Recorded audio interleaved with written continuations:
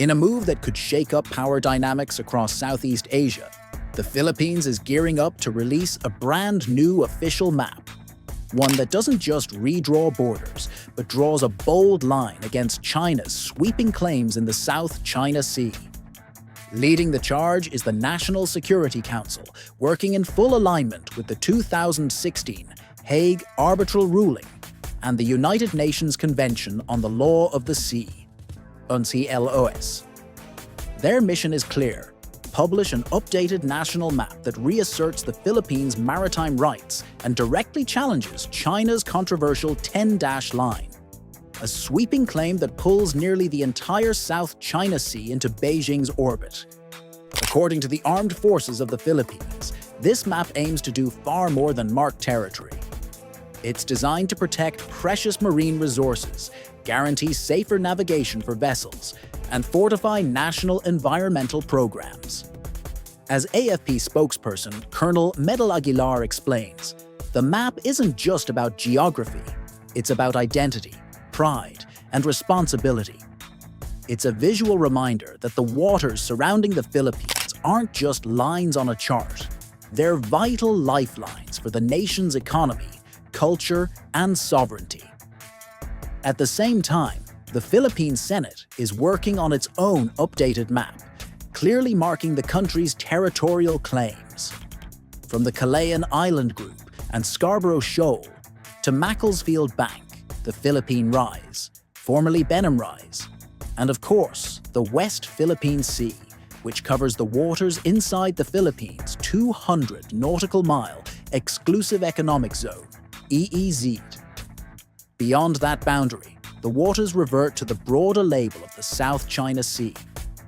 This will be the first major map update since the landmark 2016 ruling that threw out the bulk of China's then 9-dash line, now expanded to 10. The Hague Tribunal confirmed that several features in the Spratly Islands fall squarely within the Philippine EEZ. These waters legally belong to the Filipino people. And the story doesn't end on the western side of the country. To the east, the United Nations Commission on the Limits of the Continental Shelf approved Manila's bid to extend its continental shelf beyond the 200 nautical mile mark from Luzon. That massive 13 million hectare undersea region, once known to mariners as Benham Rise, is now officially called the Philippine Rise. Yet tensions continue to simmer. In August, Manila filed a strong diplomatic protest after China released its latest standard map, featuring 10 dashes forming a wide U-shape that once again attempts to pull nearly the entire South China Sea under Chinese control.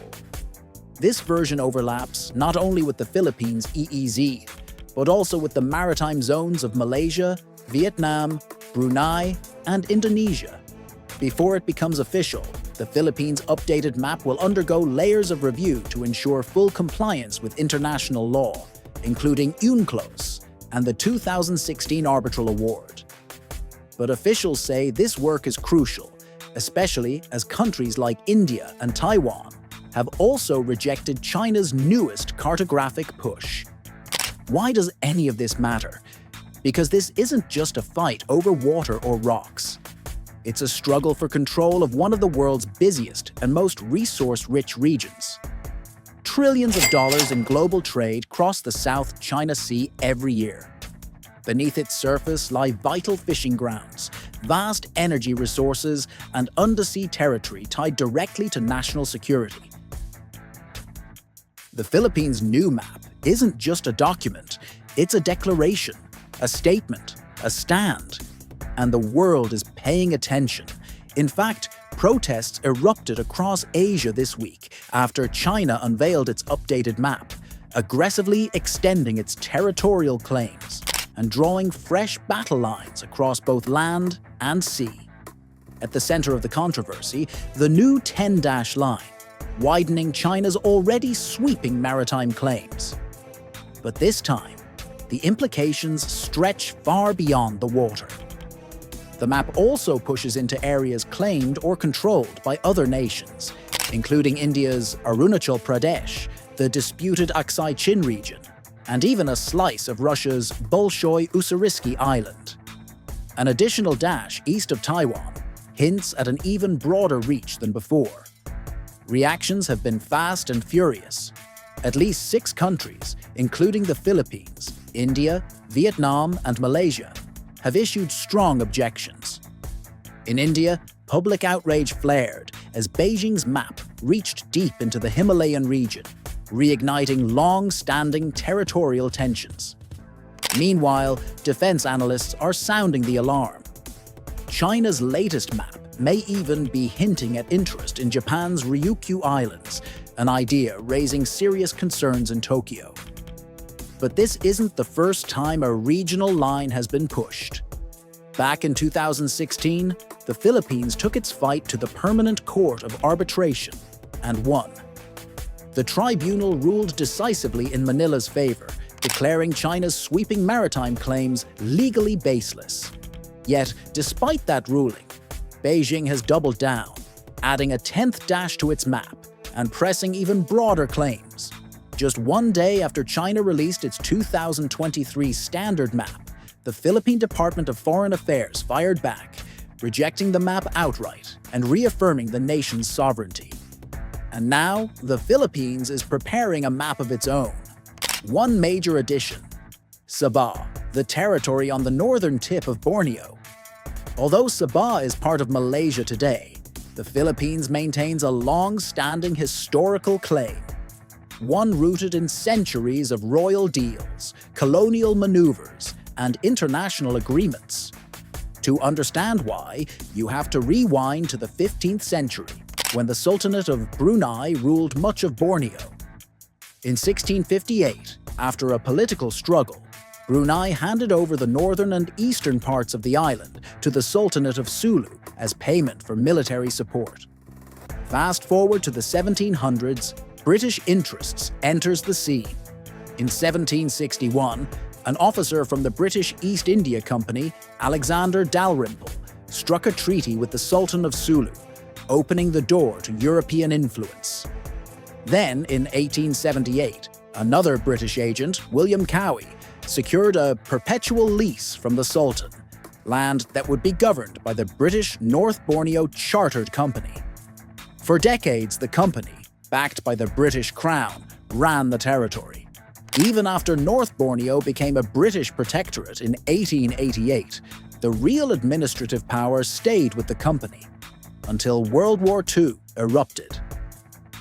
Japanese forces seized the area from 1942 to 1945, but after Japan's defeat, the territory became a crown colony, eventually joining the newly formed Federation of Malaysia in 1963. But the Philippines never dropped its historic claim. And now, with regional tensions rising and China expanding its own claims, Manila is signaling that its territorial story isn't finished. And Sabah may soon find itself back in the spotlight. So what's really at stake? Far more than borderlines.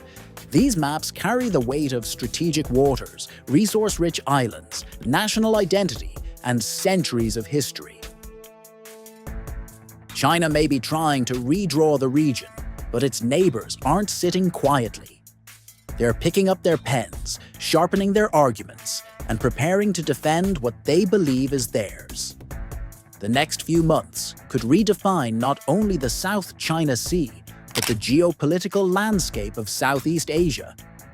When the Philippines gained independence from the United States on July 4, 1946, the moment marked more than a nation's rebirth.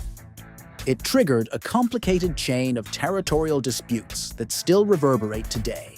Shortly after independence, 7 small islands near northern Borneo, the Turtle Islands, including Cagayan de Tawi-Tawi and the Mangsi Islands, were formally transferred from British-controlled North Borneo to the Philippines. But Sabah, a much larger and more strategically vital territory, remained under British control. That changed on August 31, 1963, when North Borneo, by then commonly called Sabah, was granted self-rule, paving the way for its integration into the soon-to-be-formed Malaysia. But the path was anything but smooth. Between 1961 and 1963, as colonialism faded across Asia, the cobbled commission surveyed whether Sabah and Sarawak actually wanted to join Malaya and Singapore in a new federation. The commission reported general approval, though it admitted not everyone agreed. No public vote was ever held in Sabah, unlike in Singapore, where citizens cast ballots. Still, the commission moved ahead, supporting the merger. On August 1, 1962, William Good, the last British governor of North Borneo, signed the agreement for the territory to join Malaysia. The new country was supposed to be launched on August 31, 1963, but Indonesia and the Philippines objected, forcing a delay. Malaysia's official founding, including Sabah, Sarawak, Malaya, and Singapore, was pushed to September 16, 1963. Yet 1 year earlier, on September 12, 1962, the heirs of the Sultan of Sulu had signed a document transferring their sovereignty, title, and dominion over Sabah to the Philippine government. President Diosdado Macapagal used this agreement to solidify Manila's claim. According to the Philippines, the 1878 treaty between the Sultan of Sulu and the British Company was a lease, not a sale, meaning sovereignty was never surrendered. Malaysia sees the story differently. To them, the 1878 agreement was a full cession, and the people of Sabah made their choice when they joined Malaysia in 1963. As far as Kuala Lumpur is concerned, the issue is settled. But officially, the dispute remains unresolved. Malaysia treats it as a closed case. The Philippines keeps the claim alive.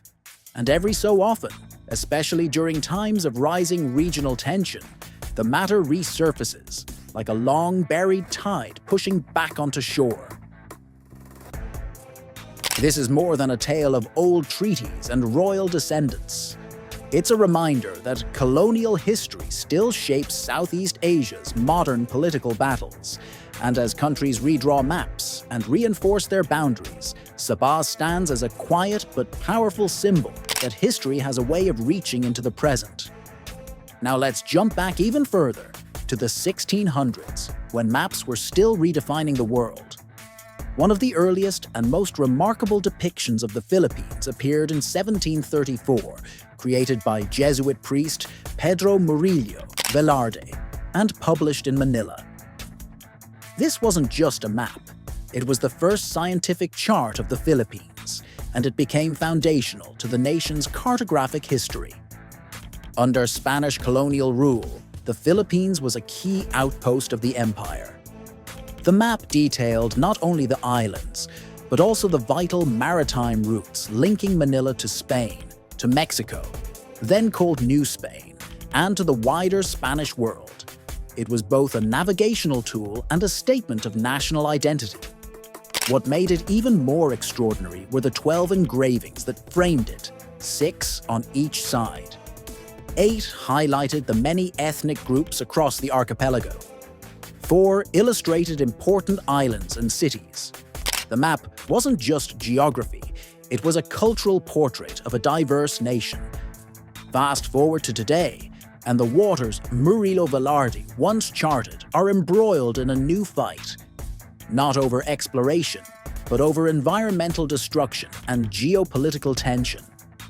Recently, the Philippines accused China of destroying coral reefs in the West Philippine Sea, specifically around a reef known locally as Hulijiao, Haodengjiao, in the South China Sea. Reports from the Philippine Western Command, WESCOM, reveal widespread coral harvesting near Rosul Reef in Escoda Shoal, close to Palawan. The destruction, officials say, is staggering. Entire underwater ecosystems wiped out, with ripple effects that threaten marine life, food supplies, and the livelihoods of coastal communities. And while the Philippine Department of Foreign Affairs, DFA, stopped short of directly naming China in its official statement, its message couldn't have been clearer. The DFA warned that foreign vessels are continuing activities that ravage the environment, actions that blatantly violate both the spirit and the conclusions of the 2016 Arbitral Tribunal ruling. A ruling that affirmed the Philippines' rights in these contested waters. The US ambassador to the Philippines didn't mince words either. Washington expressed deep concern over the coral destruction at Shoal, highlighting the growing environmental and geopolitical dangers in the region. Dangers many attribute to continued Chinese maritime actions. Once celebrated as a crossroads of culture, history, and international trade, the waters of the Philippine archipelago are now becoming a frontline, where sovereignty, security, and survival collide. And as coral reefs are stripped to ruin, the conflict becomes more than a fight over territory. It becomes a battle to protect a nation's heritage, its fragile ecosystem, and the future of a people whose lives have always been tied to the sea.